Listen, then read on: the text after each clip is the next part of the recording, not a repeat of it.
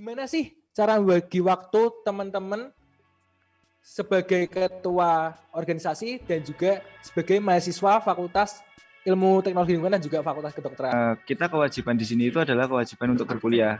Jadi apapun yang bisa diselesaikan saat itu juga diselesaikan. Kalau aku sih kalau misalnya kuliah, kalau ada tugas yang memang aku bisa selesaiin saat dikasih, ya aku selesaiin saat itu juga.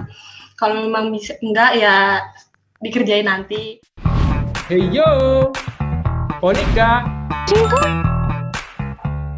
Untuk join ke BEM atau mungkin ke Senat atau mungkin ke UKM itu susah nggak sih buat teman-teman mahasiswa baru atau maba yang pengen join ke Ormawa di fakultas gitu? Susah nggak sih? Mungkin dari Nola dulu aja deh, di FITL gimana? Kembali lagi enggak sih ya Kak, karena kita emang nggak ada syarat yang susah-susah banget. Cuman ya harus berani promosi ke semua orang, ke siswa-siswi ataupun SMA lulusannya dia tentang real itu aja sih Kak. Soalnya lagi fokus nyari banyak anak, banyak rezeki. Banyak anak, banyak rezeki. Oke. Kalau dari Fakultas Kedokteran gimana nih? Susah nggak sih masuk ke Ormawanya? Kalau dari Fakultas Kedokteran itu sebenarnya nggak susah. Yang penting tadi niat dan tanggung jawabnya itu ada. Cuman biasanya orang-orang di kedokteran itu selalu memikirkan, wah kalau misalnya masuk Ormawa nanti bagi tugas sama kuliahnya itu kayak nggak bisa.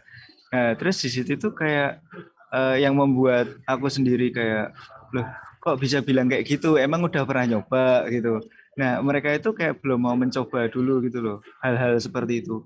Harusnya itu menjadi membuat mereka tertantang untuk masuk di Ormawa kedokteran itu karena membagi waktunya itu benar-benar wow kalau menurut aku. Gitu aja sih, Kak. Ya bener banget. Oke, berarti bicara tentang Ormawa, menurut kalian nih, Ormawa itu penting nggak sih? Atau Ormawa di fakultas kalian tuh sesuai nggak sih? Kalau misalnya nanti bisa dipakai nih di dunia pekerjaan yang sesuai dengan fakultas yang teman-teman ambil. Kira-kira Ormawa itu penting nggak sih? Mungkin dari Risto dulu aja deh. Kalau dari aku sendiri itu penting, Pak. Penting banget. Dimana itu yang pertama itu leadership-nya dapat. Terus yang kedua itu kayak public speaking-nya juga dapat. Terus yang ketiga itu manajemen timing-nya juga dapat. Lalu yang keempat itu kita itu juga bisa membuka wawasan kita tentang diskusi sama orang lain itu jadi terbuka gitu loh. Antara wah kalau misalnya kayak gini permecahan masalahnya itu kayak jadi oh kalau misalnya kayak gini ya udah gitu berarti solusinya ini jalan tengahnya ini. Jadi kayak kita udah nggak usah perlu mikir lama-lama langsung udah dapat aja gitu. Terus kayak yang kelima ini nah kita jadi punya banyak relasi sama orang-orang. Jadi kita bisa ketemu sama fakultas kedokteran yang lain, Unisula misalnya atau Unimus atau Unwahas, Undip gitu yang mungkin dikagumi banyak orang gitu. Kita bisa menjalin relasi dengan orang-orang tersebut kayak minta buku atau kalau misalnya bisa bertukar pikiran lah gitu. Jadi seru banget benar-benar penting dan itu tuh kayak membuat wawasannya bertambah gitu. Seru pokoknya. Ya tuh dengerin teman-teman. Ikut walaupun kamu fakultas kedokteran, tapi kalau kamu ikut Ormawa banyak banget benefit dan manfaat yang bisa kamu dapetin. Oke, lanjut ke FTL nih, Nola. Menurutmu gimana? Penting nggak? Gimana nih? Penting lah Kak, pasti penting. Jadi kita nggak kupu-kupu ya. Para Bener. maba jangan kupu-kupu. Ya penting komunikasi ya, melatih komunikasi, public speaking juga tadi, relasinya juga tambah banyak ya pastinya. Terus kalau berhubungan pasti berhubungan sih kayak soalnya kan kita kan buat proker juga punya suatu dasar ya sesuai dengan visi misi fakultas. Jadi ya berhubungan sama aku ada proker mau kunjungan ke perusahaan waskita di Jakarta, itu kan juga dia membahas sesuatu bagaimana cara membangun infrastruktur yang dia bangun di perkotaan. Jadi kan kalau kita mau kerja, kita udah tahu, oh jadi kayak gini, kayak gini, kayak gini. Jadi ya pasti penting sih, Kak. Oke. Jadi gitu ya. Jadi buat teman-teman, walaupun kedua fakultas ini baru tuh, kalian tetap gak ada ruginya buat join ke organisasi yang ada di tingkat fakultas dan juga di tingkat universitas. Nah, aku mau tanya lagi dong. Kalau di FITL sendiri, itu prospek kerjanya ke depan tuh apa aja sih? Mungkin bisa di-florin ke teman-teman semua. Kalau dari Fakultas Kedokteran kan mungkin nanti bakalan jadi dokter, nggak mungkin jadi arsitek itu kan nggak mungkin kan. Nah kalau di FITL sendiri prospek kerja ke depannya tuh apa aja sih? Mungkin bisa di-sharing dong Nola, yang mungkin diberitahu atau dibilangin sama dosen-dosen, pernah dikasih informasi sama dosen-dosen, mungkin bisa di-sharing di Ya macam-macam sih, kayak urban designer, kita merancang sebuah perkotaan itu kan juga masuk. Terus habis itu ya kembali lancar, lagi ke aman. urban designer tadi, urban engineer juga bisa, infrastruktur engineer, sustainable manager. Pokoknya kalau konsultan lingkungan itu juga bisa sih, Kak. Lebih ke lingkungan lagi, kembali Jadi lagi memang ke banyak ya prospeknya ya. Jadi memang kembali lagi ke lingkungan ya. Dan lingkungan itu kan sangat besar, sangat ya luas. Jadi mungkin lingkungan. prospek kerjanya lingkupnya luas banget ya. Jadi buat teman-teman yang pengen masuk FITL, tuh prospeknya banyak banget prospek kerjanya. Jadi jangan apa? Berkecil Jangan hati. menganggap kalau FITL itu nggak punya prospek kerja ya Nola ya. Jadi jangan punya anggapan seperti itu. Nah, aku mau tanya ke Risto nih.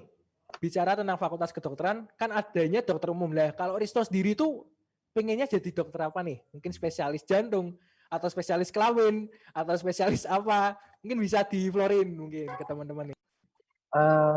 Aku itu pengennya jadi dokter spesialis dulu itu benar-benar pengen jantung. Karena tadi yang lu bilang, dimana papa aku itu juga penyakit jantung karena merokok.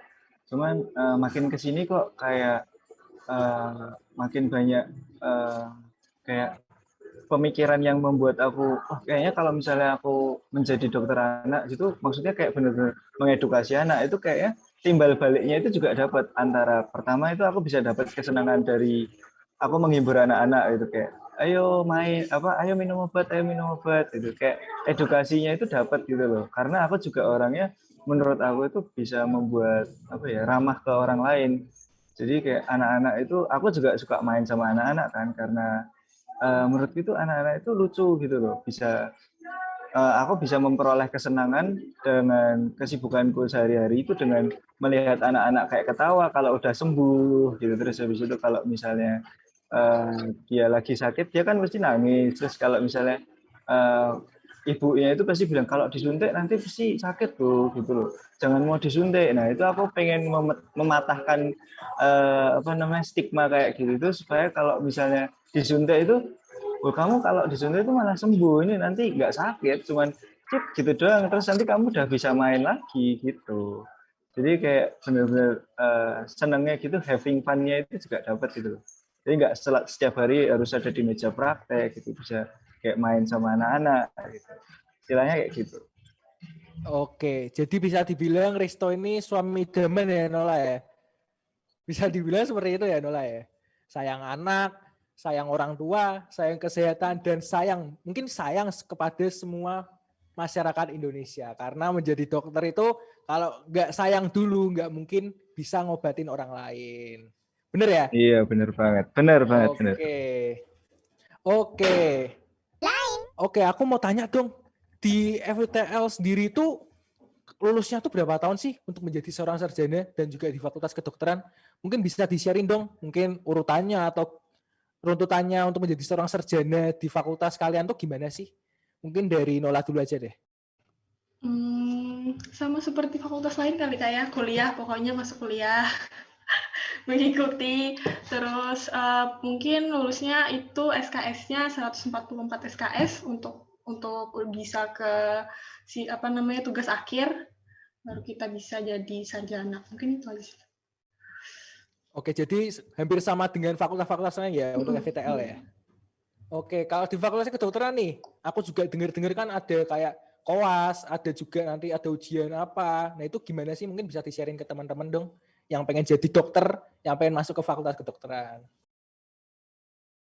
Oke, jadi kalau dari kedokteran itu lulus itu sekarang itu 6-7 tahun.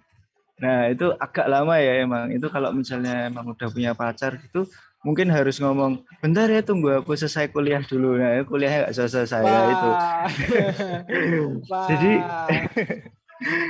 6 sampai 7 tahun itu baru benar-benar selesai jadi dokter. Kenapa? Karena kita itu ada dokter muda itu atau kita lulus dari teori itu 3,5 tahun. 3,5 tahun sampai 4 tahun, lalu kita lanjut koas tahun, lalu ada internship juga antara 1 sampai 1,5 tahun.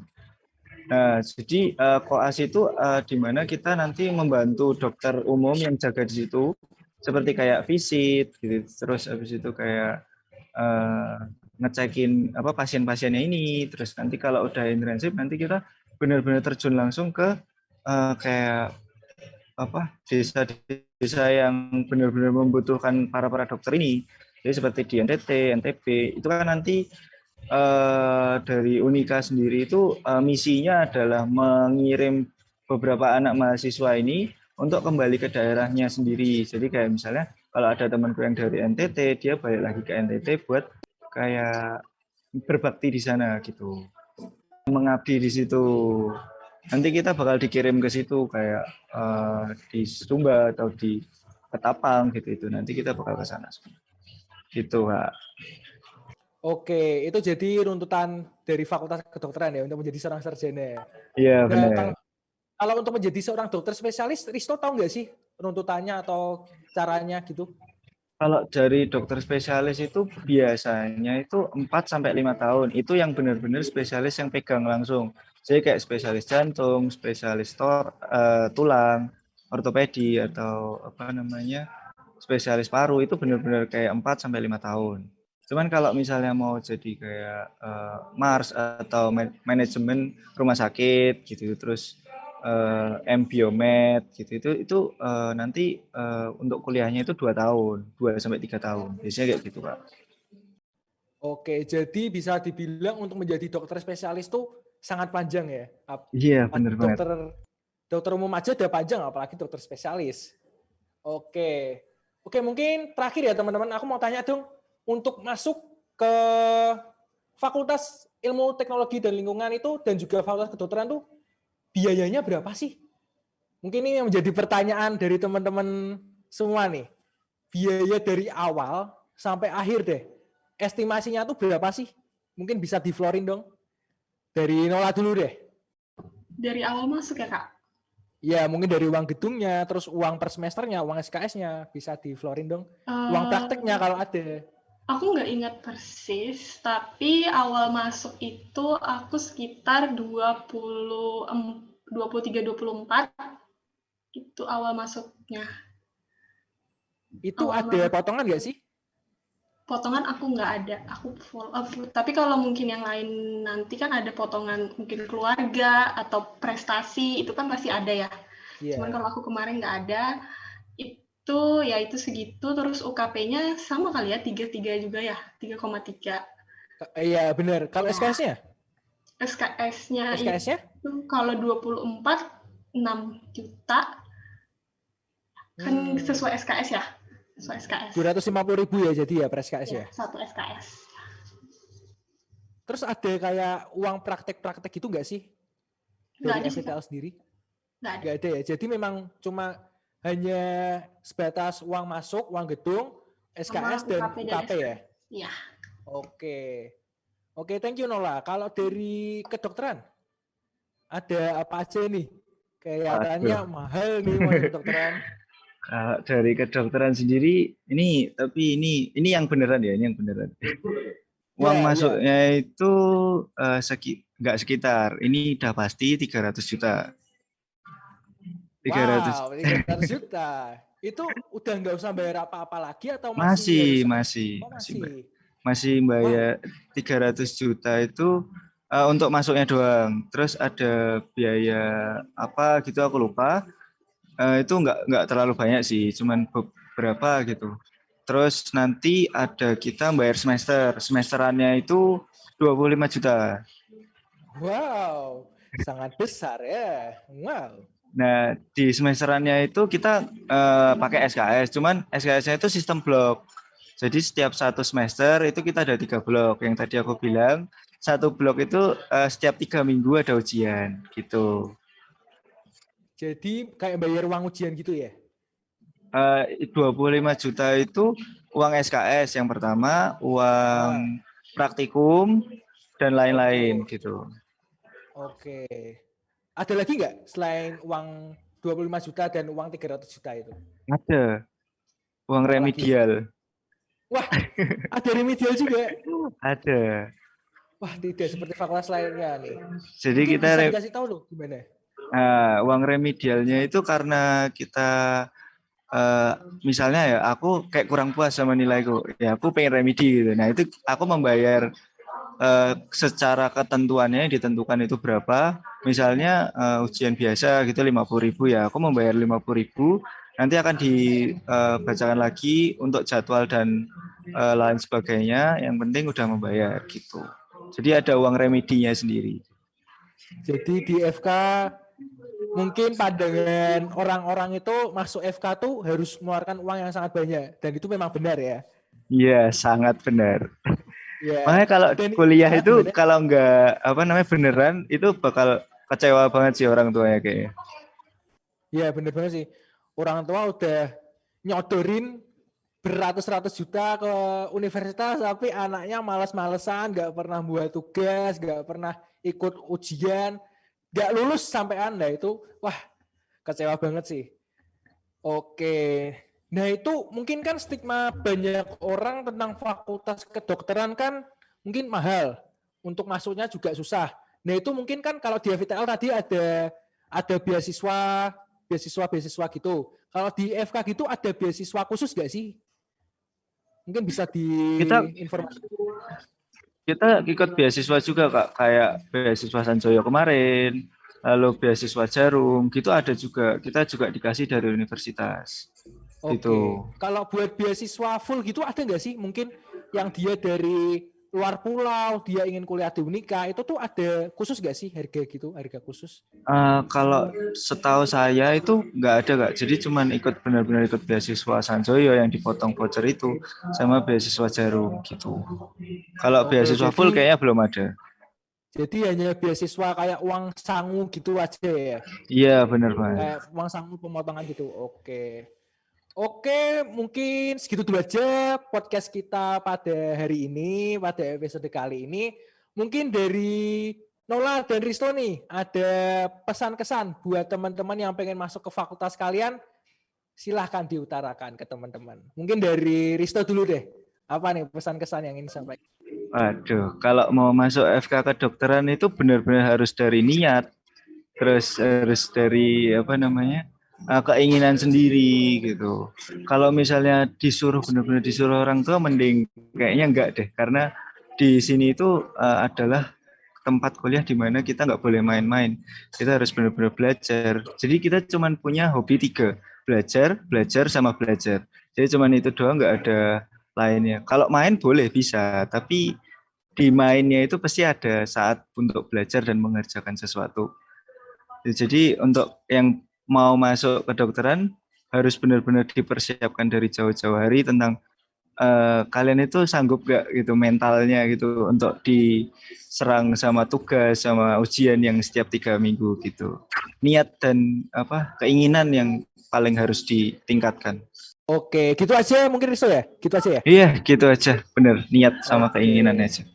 Jadi di FK belajar, belajar, dan belajar ya teman-teman. Jangan sampai ngecewain orang tua kalian dan jangan sampai ngecewain diri kalian sendiri. Kalau buat Nula nih, mungkin pesan-kesan buat mahasiswa yang pengen masuk nih. Sekalian promosi juga bisa nih. Oh iya, ya keinginan sih ya, keinginan sendiri. Soalnya kalau misalnya kita memang disuruh terus pas di pertengahan kuliah nggak sanggup gitu kan sayang ya, udah berapa semester gitu pasti. Ya pasti keinginan dari diri sendiri, terus juga kita kan prospek kerjanya juga lumayan banyak ya, jadi nggak cuman walaupun kita fakultasnya lingkungan, tapi lingkupnya itu nggak belajar lingkungan aja, bidang kajian kita itu banyak tentang cara kita mendesain suatu kota, gimana sih kita merancang suatu kota yang benar-benar berkelanjutan, itu tuh seperti apa, yang nggak mikirin tentang, oh maunya bagus doang, estetika doang, tapi lingkungannya nggak diperhatikan, itu kan juga nggak bagus ya. Jadi dosen-dosennya FTL itu juga seru-seru banget, sumpah. Terus anak-anaknya juga. Peres. Iya dong, kapan lagi ya kata. Seru-seru pokoknya orangnya. Jadi kita belajarnya nggak di kampus doang, kita juga keluar-keluar sambil dolanan, kita dolanan bareng-bareng. Pokoknya seru deh di FTL. Jadi masuk FTL sama FK ya. Oke, gitu teman-teman yang pengen banget masuk ke FK dan FTL, dengerin tuh pesan-pesan dari kakak tingkat kalian yang sudah merasakan asam dan garam di fakultasnya mereka masing-masing. Oke, mungkin gitu dulu aja Nola dan juga Risto. Thank you banget udah join di podcast episode kali ini. Dan juga buat teman-teman yang ada di rumah, jangan lupa stay tune terus di YouTube Ponika SCU dan juga di Spotify Ponika SCU. Jangan sampai melewatkan episode-episode seru yang tentunya menarik untuk ditonton. Oke, see you teman-teman. See you Risto dan juga see you Nola. See you. Terima kasih. Hey yo, Monica.